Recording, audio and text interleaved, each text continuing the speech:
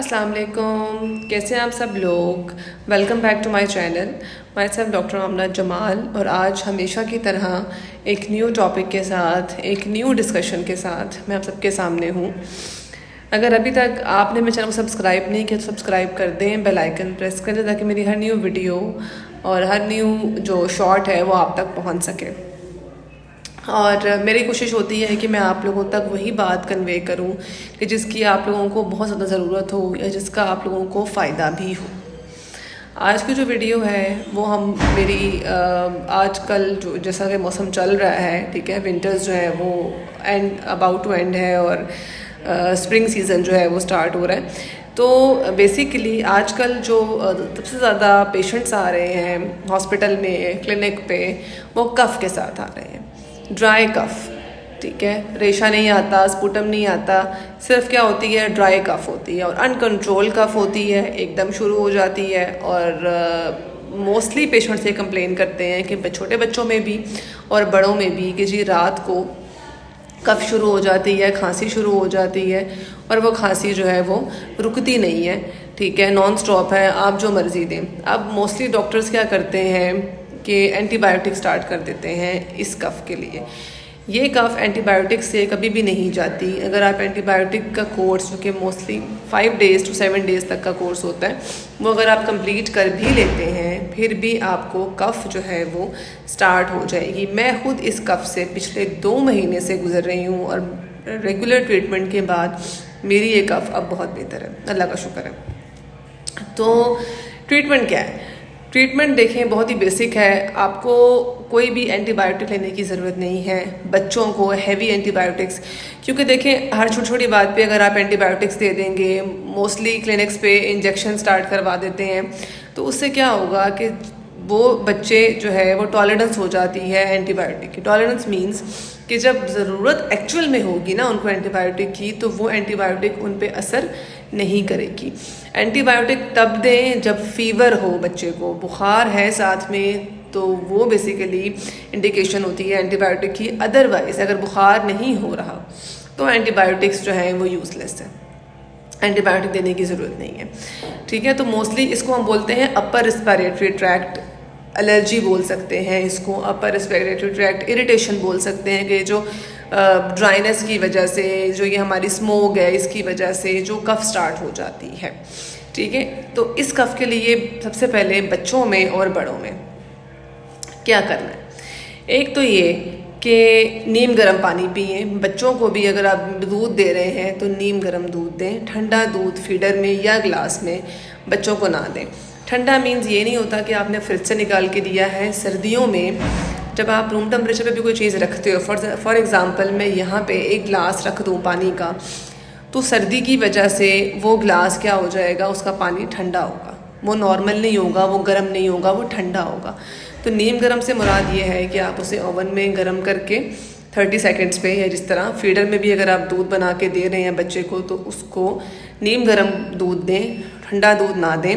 और अगर खांसी ज़्यादा है और रेशे वाली खांसी है तो बच्चों को दूध में हल्की पत्ती डाल के दें, ठीक है, या फिर कावा बना के रख लें। जिस पानी में आपने पाउडर मिल्क बनाना है उसका कावा बना के रख लें और फिर उस कावे में बेसिकली फीडर में वो कावा डाल के उसके अंदर फिर आप उसका दूध बनाएं और उसे नीम गर्म करें और बच्चे को दें।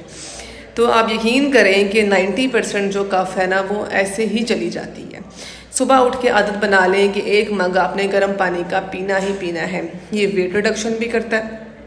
जो फीमेल्स हैं जिनका वेट ज़्यादा गेन हो रहा है, जैसे आजकल मुझे लग रहा है कि मेरा वेट जो है वो ज़्यादा हो रहा है, ठीक है, तो आप ये स्टार्ट कर सकते हैं। ये बहुत अच्छी चीज़ है क्योंकि मैं जब भी वेट रिडक्शन स्टार्ट करती हूँ मुझे हाइपोटेंशन, मेरा जो ब्लड प्रेशर है वो बहुत लो हो जाता है। तो इसलिए मैं प्रॉपर डाइटिंग नहीं कर सकती।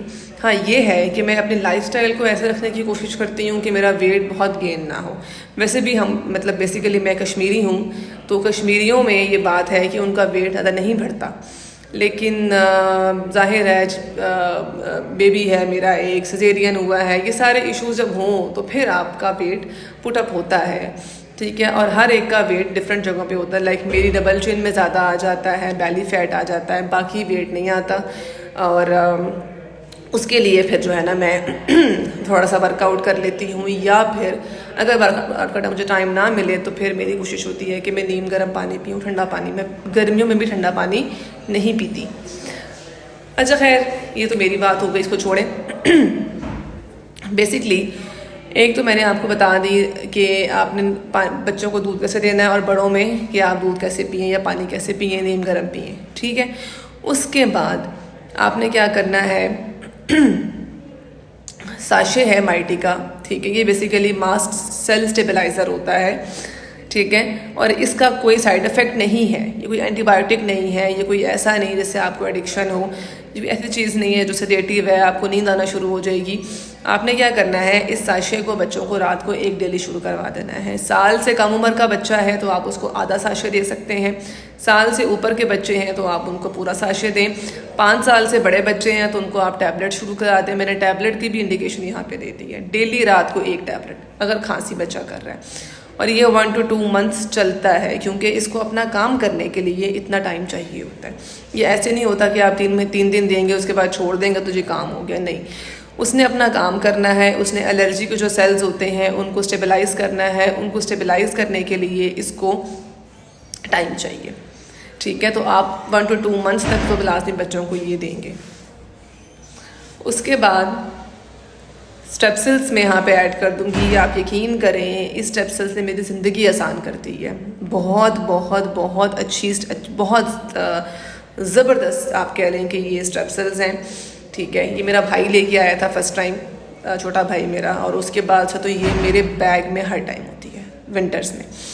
अभी भी मेरे बैग में ये है, इसके बगैर मेरा गुजारा नहीं होता। तो ये आप जब भी आपको कफ आए आप ये मुंह में डालें और इसको चूसें, ताकि आपके गले में इसका जो अर्क है वो जाए, ठीक है। और इससे आपको सूदिंग इफेक्ट मिलेगा गले को। तो ये सुकून के लिए होती है स्ट्रेप्सिल्स, ये आप ले लें, इसका कोई नुकसान नहीं है। टूथरस के नाम से आती है, हर्बल है, बहुत अच्छी है। ये जो आप दूसरे स्ट्रेप्सिल्स लेते हैं, पल्मोनल लोजेंजीज, स्ट्रेप्सिल्स, इनका कोई फ़र्क नहीं, कोई फ़ायदा नहीं है, ज़ीरो है। मैंने सारी ट्राई की हुई हैं, बकवास है। इसे मैं बकवास कहती हूँ ना, ये बकवास है। और टेस्ट भी इतना गंदा, ठीक है। तो इसका टेस्ट भी अच्छा है और प्लम लाइक टेस्ट है इसका, और बहुत बहुत अच्छी हैं। आप ये ज़रूर ट्राई करें, बच्चे भी ले सकते हैं, बड़े भी ले सकते हैं, बैग में रखें। मुझे कफ स्टार्ट हुई है, मैंने कोई एंटीबायोटिक नहीं ली, कुछ नहीं लिया, बस मैं यही लेती रही हूँ, ठीक है। 1 to 2 वीक्स मैंने रेगुलर ये ली। जब मुझे कफ आती थी मैं मुँह में एक डाल लेती थी, और यकीन करें कि अब मेरी कफ सेटल हो गई है बहुत ज़्यादा हद तक, मतलब ख़त्म ही हो गई है ऑलमोस्ट। अब मुझे ज़रूरत नहीं पड़ती है इसके लिए, फिर भी मैं बैग में रखती हूँ क्योंकि ये बहुत ज़बरदस्त चीज़ है, ठीक है। तो ये हो गई आपकी दूसरी चीज़। तीसरा एक सिरप मैं यहाँ पे ऐड कर रही हूँ, बेस्ट सिरप है, लेकिन इसको ज़्यादा यूज़ नहीं करना। इसका यूज़ मैक्सिमम आप 4 to 5 डेज़ कर सकते हैं, दिन में 2 से 3 टाइम 1 चम्मच। छोटा बहुत बच्चा है, साल से कम है, उसको आप 1 चम्मच का, छोटे चम्मच का, इसको हम टीस्पून बोलते हैं, उसका चौथाई हिस्सा दें 3 टाइम। जो साल से ऊपर के बच्चे हैं उनको आप 1 चम्मच फुल दे सकते हैं। बड़े जो हैं वो आप बड़ा जो टेबल स्पून है वो ले सकते हैं, और दिन में 3 दफ़ा लें। आप यकीन करें 4 से 5 दिन के अंदर आपकी कफ बहुत बेहतर हो जाएगी। ये वो लोग नहीं ले सकते जिनकी हार्ट बीट तेज़ रहती है, जिन लोगों को हार्ट बीट तेज़ का इशू है, जिनको जो बहुत ज़्यादा जिनकी नब्ज़ तेज़ रहती है, या उनको होता है कि दिल की धड़कन बहुत ही तेज़ हुई हुई है, तो वो ये ना लें, बाकी सब ले सकते हैं, ठीक है। तो वैसे तो ये कफ़ की ऑप्शन बाद में ही आएगी, पहले तो जो पहले बेसिक 2 चीज़ें बता दी हैं उसी से काफ़ी हद तक आपकी कफ़ रुक जाएगी। और विंटर्स में एक रूटीन बना लें, सुबह उठ के निहार पेट गरारे करें, नीम गर्म पानी में नमक डाल के। छोटा बच्चा गरारे नहीं कर सकता, हाँ स्टीम ज़रूर ले सकता है, तो उसको आप पानी उबाल के विक्स डाल के पानी उसके आगे रखें बाउल, और उसको ज़रा थोड़ा केयर से कि उसकी जो स्टीम है वो उसकी नाक में चली जाए। जिनके पास नेबुलाइज़र नहीं है, नेबुलाइज़र किट होती है, अगर वो किसी के पास नहीं है तो आप ये बेस्ट वे है स्टीम लेने का, ठीक है। हम जब छोटे थे उस टाइम पे नेबुलाइज़र किट्स हर घर में नहीं होती थी, तो माएँ बच्चों को स्टीम ऐसे ही देती थी। तो नेबुलाइज़र किट तब ज़रूरत पड़ती है जब आपने कोई ड्रॉप्स डालने हैं, कोई मेडिसिन डालनी है। अगर हमने ड्रॉप्स नहीं डालने, हमने कोई मेडिसिन नहीं डालनी, सिंपल स्टीम लेनी है, तो ये बेस्ट वे है, आप स्टीम लें और इसको हैबिट बना लें। यकीन करें आपके बच्चे बीमार नहीं होंगे, आप बीमार नहीं होंगे। और बेसिक चीज़, मास्क का यूज़ करें। हमारे इर्द गिर्द बहुत पॉल्यूशन है, बहुत पॉल्यूशन है, ठीक है, हमारी सोच से भी ज़्यादा पोल्यूशन है हमारे इर्द गिर्द। तो मास्क, बच्चों का भी मास्क लें, बच्चे भी मास्क पहनते हैं। मेरा बेटा माशाल्लाह 2.5 साल का मास्क पहनता है। मेरे भांजे हैं, भांजा है मेरा, नू मेरी भांजी है, अबरज माशाल्लाह, वो दोनों भी मास्क पहनते हैं और शुरू से पहनते हैं। ठीक है, तो ये नहीं होता कि जी बच्चा जी मास्क नहीं पहनेगा, नहीं पहनाएं बच्चों को, बच्चों के मास्क मिलते हैं। और ये बच्चों को आदत शुरू से डालें मास्क की, ताकि उनको आगे भी आदत हो। तो आई होप मेरी वीडियो आप लोगों के लिए बेनिफिशियल होगी, फ़ायदेमंद होगी। मुझे कमेंट्स में ज़रूर बताएं, किसी को अगर ये मसला है, उसको अगर फ़र्क पड़ता है तो मुझे ज़रूर बताएं। और जगह जगह जो जिनको रेशा आता है या थूकते हैं जगह जगह, इस चीज़ से प्लीज़ अवॉइड करें। दुआ में याद रखिएगा और इसको ज़रूर ट्राई करें, देखें कि आपका जो है ना काफ़ी बेहतर होता है नहीं होता।